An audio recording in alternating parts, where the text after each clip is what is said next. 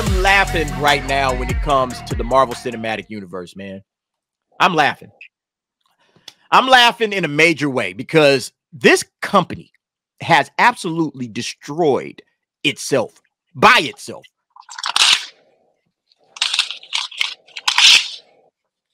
That's T. That's an image of T as Kevin Feige destroying Marvel right there, folks. They have absolutely destroyed. I want y'all to think about this. This was a franchise that was spitting out billion-dollar hit after billion-dollar hit after billion-dollar hit, you know, in phases 2 and 3. They was just churning out like what, 9? I think 9 movies made $1 billion for Marvel. And then 2 of them obviously made $2 billion, you know. So you had a money printer that you could just print, and just churn out $1 billion of money. I mean, just easily. And they destroyed it. They destroyed it by going woke. They destroyed it by hiring people that they have no business hiring. That's what they've done with this franchise. And now here we go again. One of the last things that they still are hoping that can turn the corner and maybe bring back, you know, Marvel to some sort of respectability. Fantastic Four. Ah, shit, we got to go another rewrite. We got to rewrite this thing again. They should have already had the Fantastic Four film made, in my opinion. They should have got to this immediately after Endgame. Fantastic Four and X-Men. As soon as they had the rights to that, let's hurry up and get a movie out, and let's make sure that that movie is a cold stone banger. Let's make sure this thing is great, but they couldn't do it. They went all into the MCU. They decided to go MCU, and now nobody cares about this franchise anymore. And just when they need the Fantastic Four to be great, got to rewrite it again. They got to go back to square one, and they got to bring on new writers, okay? New scribes are being brought on board to fix the mess that Kevin Feige has made. So, T, I got a question for you. T. When you hear news like this, I want you to speculate, okay? Let's go into full speculation territory.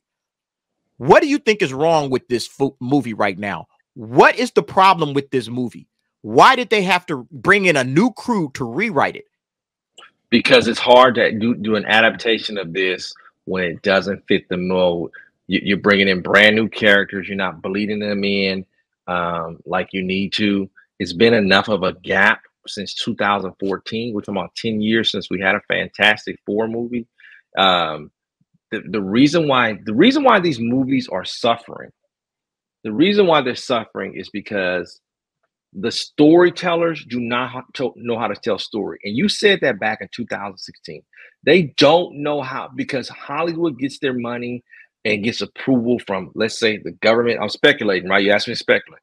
I'm asking for speculation. That stuff needs to get approved, man. How are you going to do the a family movie when the idea of family is constantly being changed back and forth, man?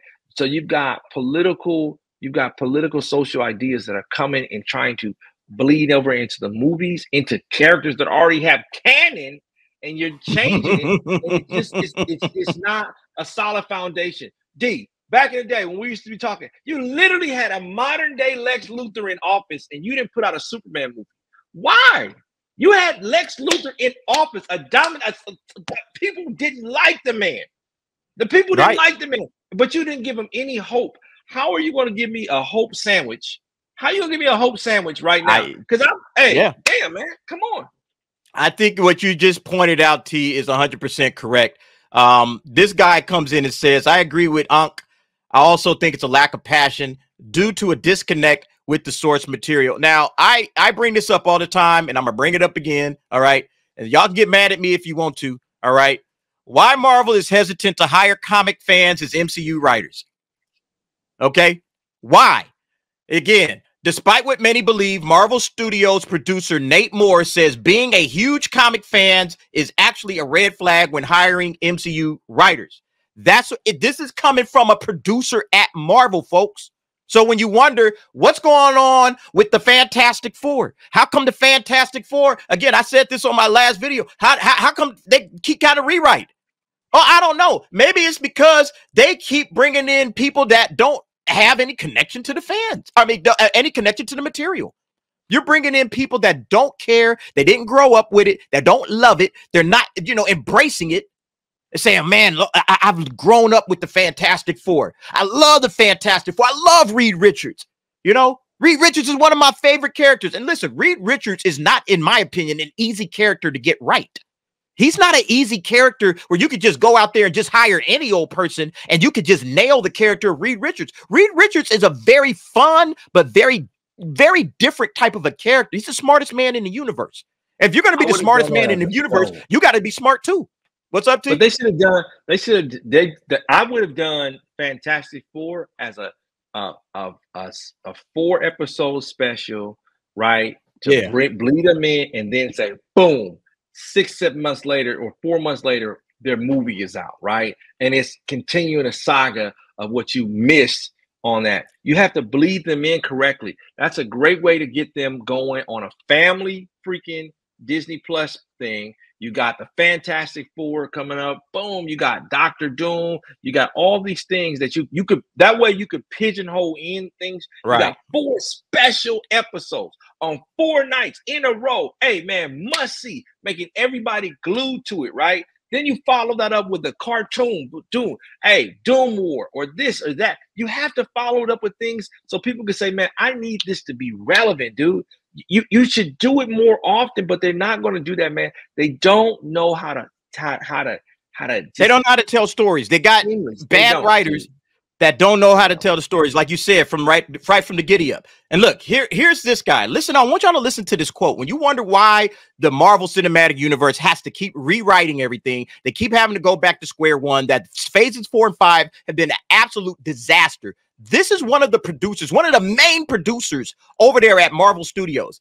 He says, because I don't want you to already have a pre-existing idea of what it is, talking about Marvel Comics, okay? Because you grew up with issue 15 and that's what you want to recreate.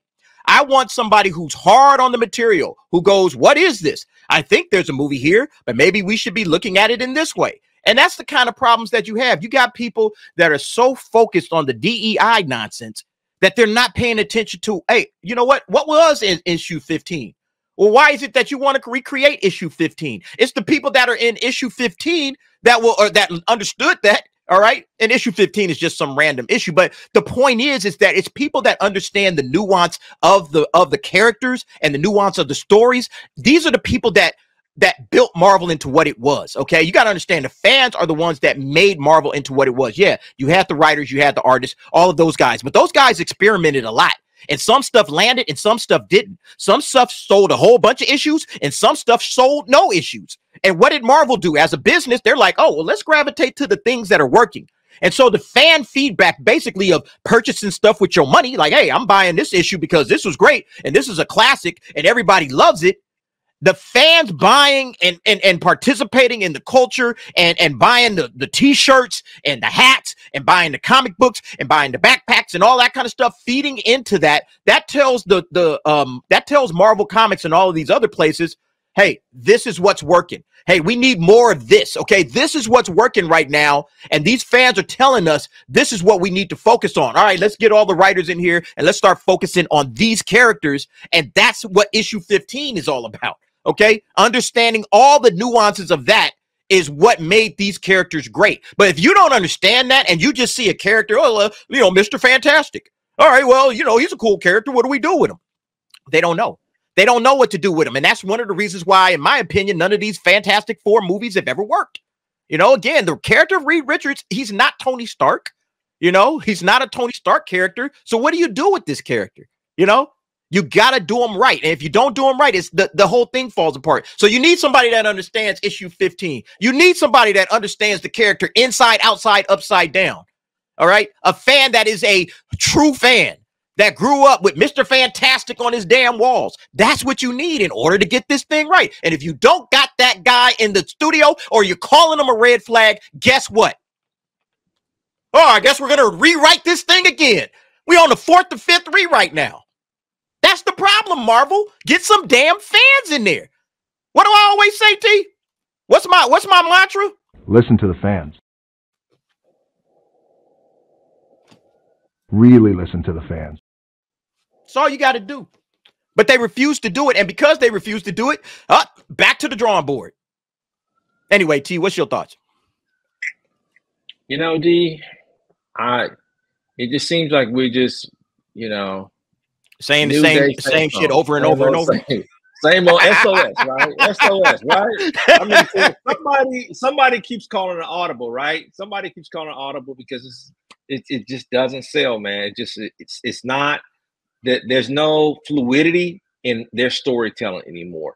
And it used to be they had a lot of fluidity and it was just very seamless how you would just transition. Oh, Black Panther showed up nowhere. Oh man, Scarlet Witch showed up. The Quicksilver, like the only one they really fell off one to me was that second Avengers Age of Ultron. That could have been way better than what it was. Oh my And it's God, the Age kind of of Ultron. holding up. No, keep going. I'm sorry. It could have held up, man, but it just is. But to me, Marvel just is. They just unsure, man, because before they built that damn park they got in Disneyland and Disney World and all that stuff, they were a better company, man. But they Disneyfied things, man. Disney just take your hands out of it and say, hey, you need to produce the best thing that we got available, and that's all I gotta say. Yeah, it's just like Papa. I mean, this is always a tongue twister, bro. Papa Palpatine's Pizza Padawans. Just like he said, the fans want stories like the ones in the comics. There is no reason to reimagine a story if the original story is good, and you're 100% right. No reason. Okay, the regular cats that's out there, the normies that are out there, look, they don't know the difference. They don't know. They didn't read the comics, so they don't know what's good, what's not good. They just say, hey, man, this comic book stuff seems to be working. Let me go and check out a movie, But this is the problem. And thanks again, Papa Palpatine, for that comment. But this is the problem, man. You got to keep going back to the drawing board. And it's a simple thing. It's like I said, T's just said it. We talk about this all the time. We talk about this all the time. Offline, online, wherever. We talk about this. The fact is that they don't listen to the fans. They don't follow what's working. Okay, they don't look at the content that has worked. They go and they try to make Madam Web, and it's like, who's asking for that? And even if not necessarily saying that you got to have fans asking for it, but at least make sure you understand why the thing was popular to begin with. If you don't understand why something is popular, why wouldn't you pull in the Fantastic Four or somebody in to make it say, oh man, you gotta watch this, dude, so I can do Yep. Like, it's okay, even though we live in a technological age, you can still do word of mouth. Hey, go check this movie out, man. It's solid, dude.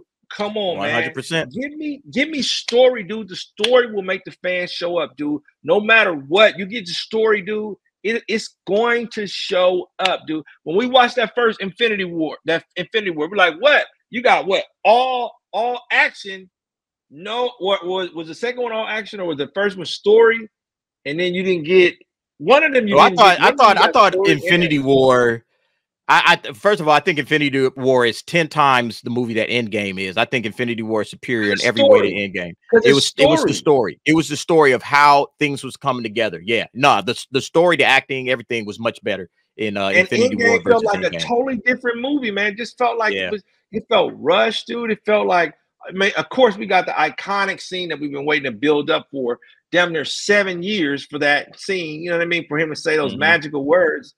But I mean, Avengers Assemble. Yeah, we live in some parallel universe. Anyway, guys, the biggest superhero movie in the entire world was not freaking the Justice League. That is, to me, that's the biggest sin. Trinity. Rogue Sarge says Marvel keeps shooting themselves in the foot. 1000% Rogue Sarge. Yeah, that's where we at, man. That's where we at right now.